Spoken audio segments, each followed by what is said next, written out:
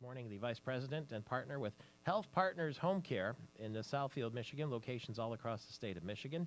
And you're with the Michigan Brain Injury Providers Council, too. Nice to see you again. It's always great to be here, Michael. How are you, so sir? much for having us. It's great to be alive. Another beautiful day above ground, and here we are in our state's capital celebrating our 31st annual convention at the Convention Center. And we're very excited this year. We have some wonderful presenters. And we're also in town to help educate legislators about why they need to protect and preserve and strengthen the no-fault law. This is the most beautiful resource in the world, in the United States of America. Michigan has the finest rehabilitation resources in the world for people that suffer traumatic brain injuries, and that is largely due to our very unique no-fault model. Presently, we are under attack by the insurance industry, and we intend to illuminate all of the citizens of Michigan regarding our desire for them to do the math on these specious proposals. We actually, in concert, the Michigan Brain Injury Provider Council with the Coalition Protecting Auto No Fault have brought many of our esteemed colleagues to talk with you today about all of these efforts that are underway. But we have an excellent website we'd like all listeners to go to, and that's dothemathmi.org or dothemathmichigan.org. We also have an advocacy video featuring Mitch Album, and that's at the Health Partners website, healthpartnersinc.com, healthpartnersinc.com. We're very enthusiastic. We're very motivated. We really believe that when citizens and legislators realize the most important elements of this discussion regarding these bills is to protect jobs, protect the no-fault benefits, and avoid the cost shift to Medicaid, which does not provide all of the resources that the no-fault system provides for people that have brain injuries and spinal cord injuries. We believe that we will prevail in this battle.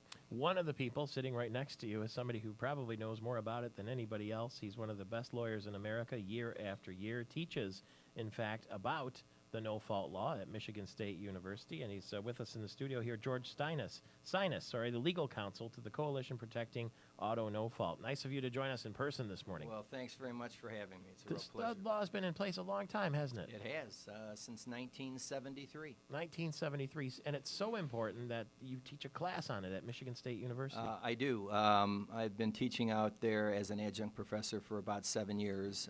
This year I won't be. I'm engaged in the full-time practice of law with the Sinas law firm, and my practice is primarily confined to representing injured patients and their medical providers. So I'm going to be focusing on that this year, and perhaps next year back to the classroom for a little bit. You know, it's easy to talk about numbers and facts and statistics and all that sort of thing, but the type of law that you do at your firm puts you up close and personal with the people who suffered from these injuries. There's no doubt about that. Every day of my professional life is a day spent helping someone who has sustained a very severe injury in a motor vehicle accident. And I'll tell you, it is a real eye-opening experience. Having said that, the no-fault law that we have makes it quicker, easier for the people to get the relief that they need? Well, not only that, that's a true statement, but the thing that distinguishes Michigan from all of the other states, and keep in mind, there are only 14 states that have a no-fault system, and Michigan's is by far the best system. In our state, we have lifetime protection, lifetime, for all reasonable charges for reasonably necessary products, services, and accommodations for your care, recovery, and rehabilitation. Guaranteed. And those are exact words from the statute. Yes. And so if you, God forbid, sustain a catastrophic injury resulting in several $1 million of medical expense and rehabilitation expense, you have lifetime protection here. And what the industry is trying to do is take that away from all of us. Under this bill that is being proposed, no one will be able to buy lifetime protection. You will be forced to choose protection beginning in the amount of $250,000 or $500,000 or $1 million or $5 million. But you're going to lose, I'm going to lose, all of us are going to lose this lifetime protection that distinguishes the Michigan system from the rest of the United States. After how many years again? It's 1973. There's a saying, if it isn't broken, don't fix it. That's exactly right. And we have, this is very ironic, for decades we have been known as the showcase of auto insurance in the world. And this system, by the way, to give you a better perspective of what it does, it's broader in its benefits than Medicare, Medicaid, Blue Cross Blue Shield, workers' compensation. There is no reparation system in the United States that does as much for the patient as the Michigan Auto No-Fault system. And it's funded by? It's funded by us. Funded by drivers. Drivers. For drivers. How Which much is- does it cost a driver per year to have that? It varies. The type of car you drive, definitely your driving record, where you live, et cetera. But to put this in perspective, we do all of this without one nickel of taxpayer money. We do this without thousands and thousands and thousands of pages of government regulations. It's the users, the people who drive the cars. Right. That's right. It's buried in your, amortized in your normal insurance. That's right. Yes. No impact at all on the state budget. This is an important issue. That's right. But Right it will, now, but it right- will. It will, if this passes, it will have an impact on the state budget, and the bill fails to even provide any kind of financial projection as to how bad that budget shortfall will be. This is bad economics. You are Dr. Owen Perlman? No, I'm Fred Nader. I'm Fred sorry. Nader. We have a big list of people who are with us here today, and we're flying in around here. Everybody wants to get heard. Fred Nader is the president of Autotech Development, the co-owner of Walk the Line Rehabilitation in Southfield. So let me just get to some numbers real quickly here. What is the top price that a driver pays for this insurance in their regular insurance now, roughly? Well, the average in Michigan is around $1,075, and that includes the $150 for just for this that's component is $175. no $150 for the $150. Michigan Catastrophic Right. Claim That's Association. all for the whole year. For the whole year, per car, per year. Okay. That's correct. And how much if the bill goes through, how much are we going to save off of that? We're not going to save anything. These are specious proposals. I mean, the industry forgot that there was two ballot initiatives in the 90s where Michigan citizens rejected this notion that there would be a dilution of benefits. They like being protected. Well, of course, because what if it was you? If you or your loved one was paralyzed, We'll what would you continue want? on Thursday morning. It's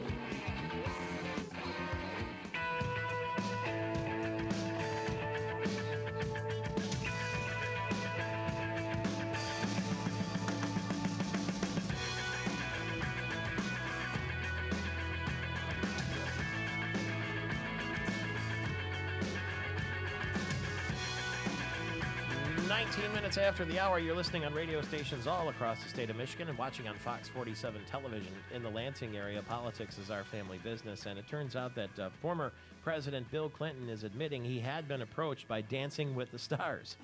He told Rachel Ray that they wanted him to be fit and into training, and so he said, that's going to take too much of my time. I don't think I can do that. And he wasn't quite sure he could master the tango. He and his wife, Secretary of State Hillary Clinton, took some dancing lessons, but he wasn't quite ready to commit to Dancing with the Stars. I'm not making this up. This is a true story. We never let the birthday of a beautiful woman pass without taking note. Ty Babylonia, the figure skater, is 52. Bonnie Hunt, the actress, cheaper by the dozen and so forth, is 50. Jerry Maguire, she was in 2. And Catherine Oxenberg, who played Princess Diana in one of those movies. And also she came to the light of America in Dynasty. She's 50, if you can believe that. Happy birthday, darlings, to you. It's 20 minutes after the hour. We're in the AT&T studio here, a couple blocks from the Capitol and a couple blocks from the Lansing Center, where this week, over the next couple of days, in fact, there is a major event.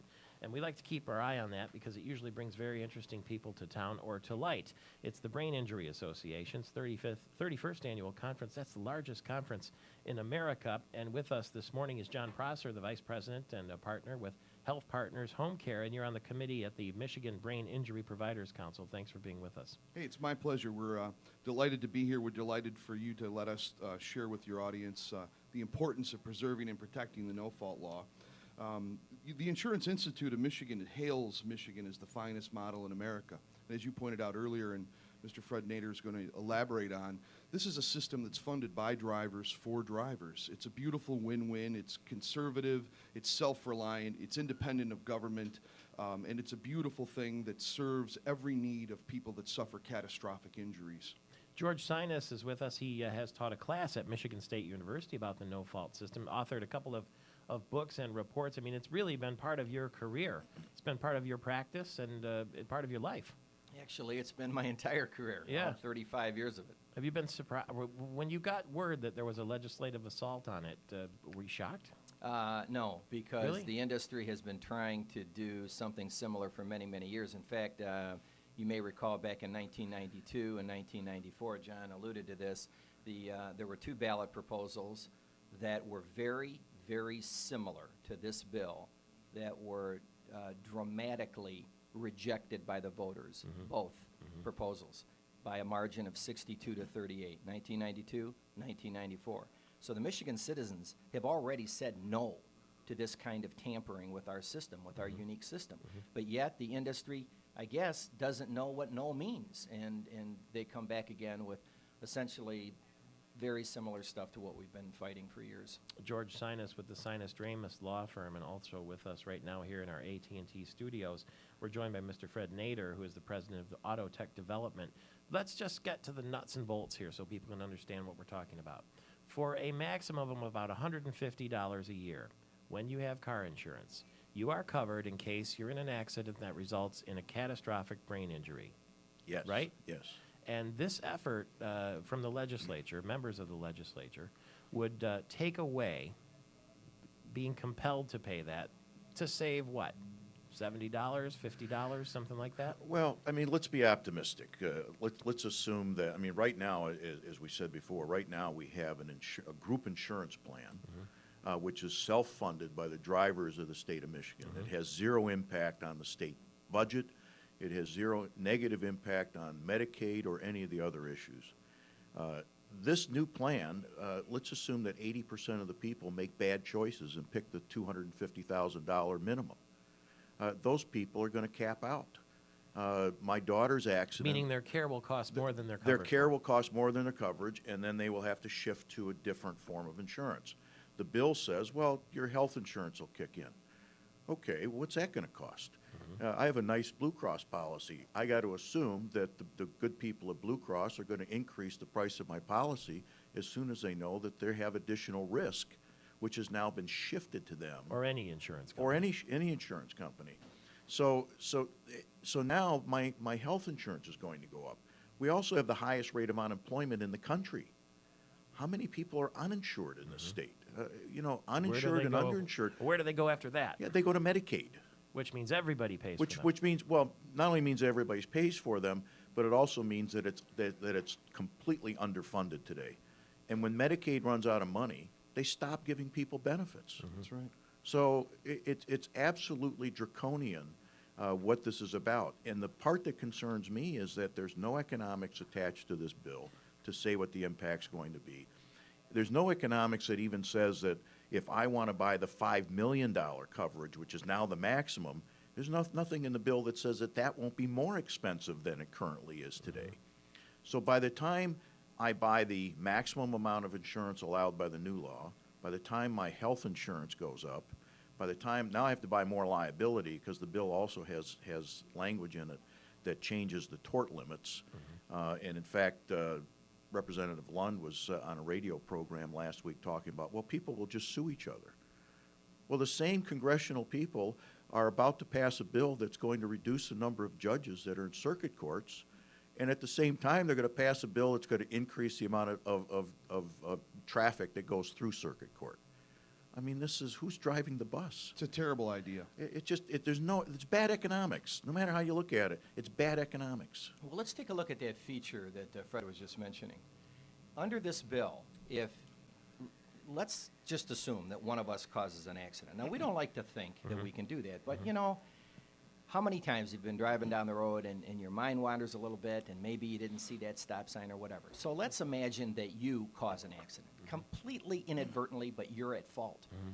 If the guy you injure is catastrophically injured and he's only bought the $250,000 and racks up $2 million in medical expenses, you are personally liable for that.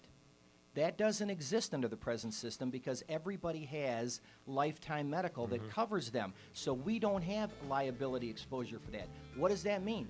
You're going to have to go out and load up on your liability insurance coverage to protect yourself. Pretty simple and crystal clear, gentlemen. Thank you for making it so. It's Michael Patrick Shiels, Michigan's Morning.